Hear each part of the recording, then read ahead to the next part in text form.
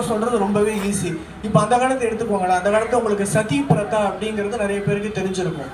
அந்த காலத்தில் நிறைய நம்ம இந்தியாவில் நம்ம நாட்டிலேயே நடந்த ஒரு விஷயம்தான்.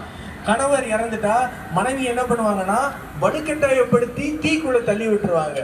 அந்த இதை அந்த காலத்துல சில கொஞ்சம் கொஞ்சமா எதிர்த்து ஒரு வழியா ராஜாராம் மோகன் ராய் வந்து அதுக்கு எதிரான கோஷங்களை எழுப்பி, அதுக்கு எதிரான போராட்டங்களை எழுப்பி அதை பெர்மனெண்டா தடை செஞ்சு பேன் பண்ணாரு. அந்த காலத்துல பாத்தீங்கன்னா இங்க நம்ம ஊர்ல இருந்த ஜாதி தான் முக்கியம், ஜாதி வெறியர்கள் நிறைய பேர் இருந்திருக்காங்க. அது நாடு ஃபுல்லா எல்லா இடங்கள்லயுமே இருந்திருக்காங்க. அவங்க என்ன சொல்லுவாங்கன்னா, இந்த மாதிரி சதி பிரதாலாம் எப்படி பண்றாங்க, எப்படி இவ்வளவு கொடூரமா பண்றாங்கன்னு தெரியல, நாங்க இதை எதிர்க்கிறோம் அப்படின்னு சொல்லுவாங்க.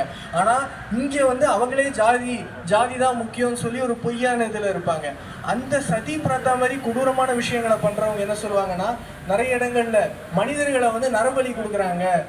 நரபலி கொடுக்கறது எவ்வளவு பெரிய தப்பு, அந்த நரபலி கொடுத்து அந்த கறி இறைச்சியை வர சாப்பிட்றாங்க, சில காட்டுல உள்ள சமூகத்துல உள்ளவங்க சாப்பிட்றாங்க, அதெல்லாம் எவ்வளவு பெரிய தப்பு அப்படின்னு சொல்லுவாங்க.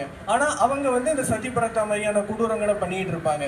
நம்ம வந்து ஒரு அடக்குமுறையை பண்றோம், ஒரு உயிரை துன்புறுத்தி அடக்குறோம் அப்படிங்கிறத உணராம மற்ற இடங்கள் என்ன நடக்குங்கிறத தான் நம்மள பெரும்பாலான பேர் பேசிட்டு இருக்கிறோம். ஆனா இன்னைக்கு இந்த இந்த இந்த நிகழ்வுக்கு நீங்க எல்லாரும் வந்திருக்கிறீங்க.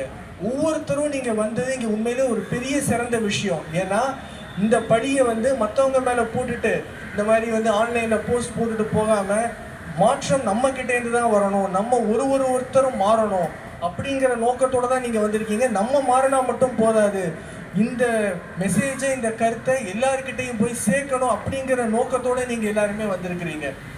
அதுக்காக நான் ஃபர்ஸ்ட் என்னோட வந்து சல்யூட்டை நான் வந்து கொடுத்துக்க விரும்புறேன். ஸோ இப்போ அதே மாதிரி பார்த்தீங்க அப்படின்னா